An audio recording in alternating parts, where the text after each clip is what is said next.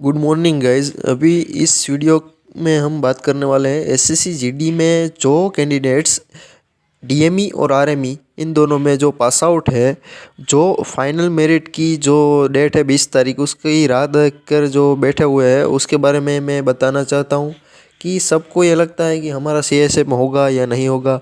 तो इस वीडियो के अंदर मैं आपको क्लियरली मैंने जो एनालिसिस किया है उसके बारे में आपको मैं बताऊंगा कि ऑल ओवर इंडिया में सीएसएफ की जो वैकेंसी वो कितनी है, और ख़ास करके जो गुजरात के कैंडिडेट्स हैं उसके बारे में मैं बताऊंगा कि सबको ये डाउट रहता है कि हमारा होगा या नहीं सीएसएफ में। जो उसका जो कट ऑफ है वो 1 मार्क बढ़ेगा, 2 मार्क बढ़ेगा या फिर उससे ज़्यादा बढ़ेगा।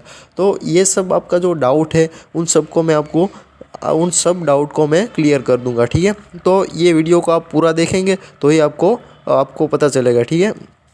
तो हम पहले तो बात करेंगे ऑल ओवर इंडिया की वैकेंसी जो सीएसएफ में है वो, उसके बाद हम गुजरात, स्पेशली गुजरात में कितनी वैकेंसी है उसके बारे में बात करेंगे। फिर जो एरिया के वाइज जो वैकेंसी होती है, जैसे कि नॉर्मल डिस्ट्रिक्ट होता है, फिर बॉर्डर डिस्ट्रिक्ट होता है, फिर जो नक्सल अफेक्टेड जो डिस्ट्रिक्ट होता है उसके बारे में, फिर मेल और फीमेल इन दोनों के बारे में बात करूँगा, ठीक है। तो अब हम वीडियो को पूरी तरह से शुरू करते हैं। तो यहाँ पर आप देखेंगे कि ये जो टोटल वैकेंसी है हमारी सी मतलब कि टोटल वैकेंसी है हमारी 60,210, ठीक है। उसमें से हम मेल के बारे में बात करें तो मेल कैंडिडेट्स की जो वैकेंसी है वो है 50,699, ठीक है। और फीमेल के बारे में बात करें तो ऑल ओवर इंडिया में फ़ीमेल के लिए 9,511 वैकेंसी है, ठीक है। अभी हम स्पेशली सीएसएफ के बारे में बात करें तो सीएसएफ में जो ऑल ओवर इंडिया में जो वैकेंसी है उसमें से सीएसएफ में मेल के लिए, एससी के लिए 1,064, एसटी के लिए 754 मतलब 754, और ओबीसी के लिए 1637, और जनरल जो कि एससी एसटी ओबीसी में नहीं आता वो जनरल में आता है उसके लिए 3,811। और इन सब का टोटल अगर हम सिर्फ मेल के बारे में बात करें तो टोटल मेल की जो वैकेंसी है सीएसएफ में वो है 7,266, ठीक है, 7,266।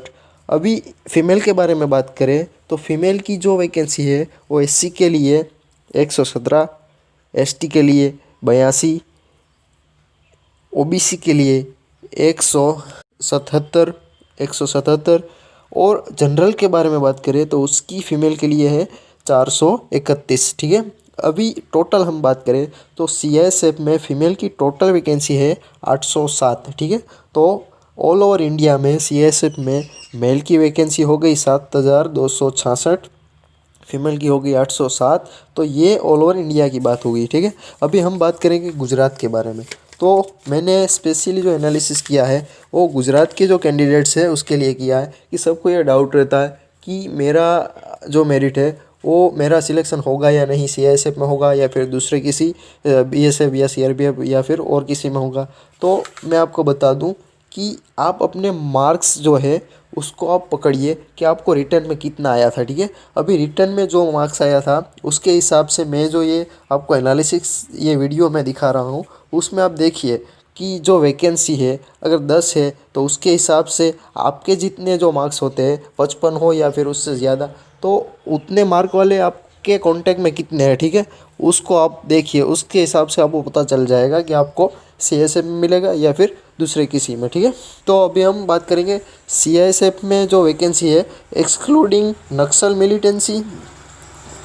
और militancy and border guarding affected districts areas, ठीक है। मतलब कि जो नक्सल मिलिटेंसी और बॉर्डर गार्डिंग में नहीं आता है वो ज़िले के बारे में, मतलब कि जो नॉर्मल डिस्ट्रिक्ट है हम सब जो रहते हैं वो, जो कि नक्सल और बॉर्डर गार्डिंग डिस्ट्रिक्ट में नहीं आता, तो उसके लिए हम बात करें तो मेल कैंडिडेट्स की जो सीटें हैं वो है एससी के लिए 15, गुजरात के बारे में मैं बात कर रहा हूँ तो एससी के लिए है 15, एसटी के लिए है 33, ओबीसी के लिए है 60, जनरल के लिए है 112। मतलब कि कुल मिला के 220 वैकेंसी गुजरात में सीआईएसएफ के लिए है। ठीक है, अभी हम बात करेंगे नक्सल अफेक्टेड डिस्ट्रिक्ट के बारे में। तो मैं आपको ध्यान से बता दूं कि जो नक्सल अफेक्टेड जो डिस्ट्रिक्ट होता है वो हमारे स्टेट में कोई भी नहीं है। ऐसा क्यों? क्योंकि जो नक्सल अफेक्टेड एरिया है वो झारखंड, छत्तीसगढ़ या फिर आंध्र हो, ये इन सब में आता है। ठीक है, हमारा गुजरात में कोई भी जिला नक्सल अफेक्टेड नहीं है, तो इसकी जो वैकेंसी है वो 0 है। ठीक है, तो उसका कोई सवाल ही नहीं रहता।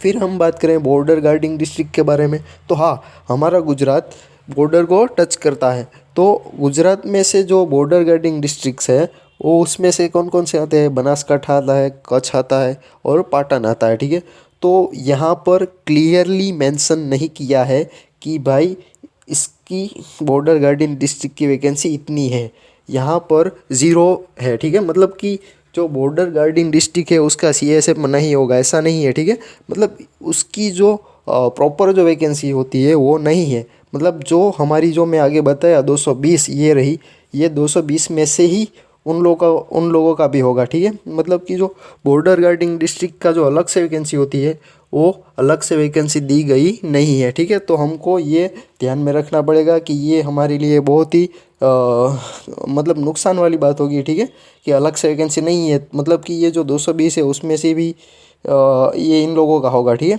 तो अभी हम बात करेंगे इन तीनों का हो गया। ठीक है, बोर्ड नॉर्मल का हो गया, नक्सल का हो गया और बॉर्डर गार्डिंग का हो गया। अभी हम बात करेंगे फीमेल कैंडिडेट्स के बारे में।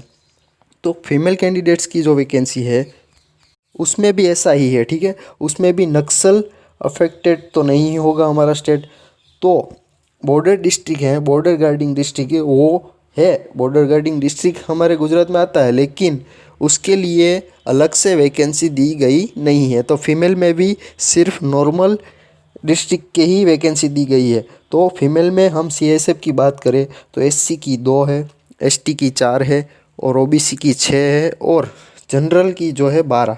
और हम इन सब का टोटल करें तो कुल मिला के जो वैकेंसी है वो है 24। ठीक है, तो अभी इसमें से हम ये एनालिसिस कर सकते हैं कि हमारी जो वैकेंसी जो सीआरपीएफ या बीएसएफ में जो आपने लिस्ट देखा होगा तो उसमें मेंशन किया होगा कि बॉर्डर गार्डिंग डिस्ट्रिक्ट के लिए भी अलग से वैकेंसी होती है। ठीक है, तो ये सीएसएफ का जो आप देखेंगे जो लिस्ट आपको दिया हुआ है जो 60,000 वाला, तो उसमें आप देखेंगे तो इसमें अलग से जो वैकेंसी है बॉर्डर गार्डिंग डिस्ट्रिक्ट के लिए तो वो वैकेंसी दी गई नहीं है। मतलब कि जो नॉर्मल डिस्ट्रिक्ट की जो वैकेंसी है, मतलब जो बॉर्डर या फिर नक्सल में नहीं आता उसकी जो वैकेंसी है उसी में से ये सब का उस वैकेंसी में से ही सभी कैंडिडेट्स का सिलेक्शन होगा। ठीक है, तो आप अपने जो रिटर्न में जो आपका मार्क आया था 55 आया, 60 आया या फिर उससे 82 आया या फिर उससे ज़्यादा मार्क आया, तो उस मार्क को पकड़िए और आपके कॉन्टैक्ट में देखिए कि मेरे से ज़्यादा मार्क्स वाले कितने हैं, मेरे से कम मार्क्स वाले कितने हैं, तो उससे आपको आइडिया आ जाएगा कि मेरा सीआईएसएफ में होगा या नहीं है। अगर आप एससी में से हैं तो एससी में से जो मेल की 15 है तो 15 के हिसाब से आप कैंडिडेट्स देखिए कि आपका जो मार्क्स है उससे ज़्यादा 15 कैंडिडेट्स है तो आप सोच सकते हैं कि आपका नहीं होगा। ठीक है, और अगर आपके कांटेक्ट में जितने कैंडिडेट्स हैं तो उसको आप अगर उसमें से आप पता लगाएंगे तो आपको ये मालूम होगा कि सभी को मेरे से कम मार्क है, तो आप बेफिक्र हो जाएंगे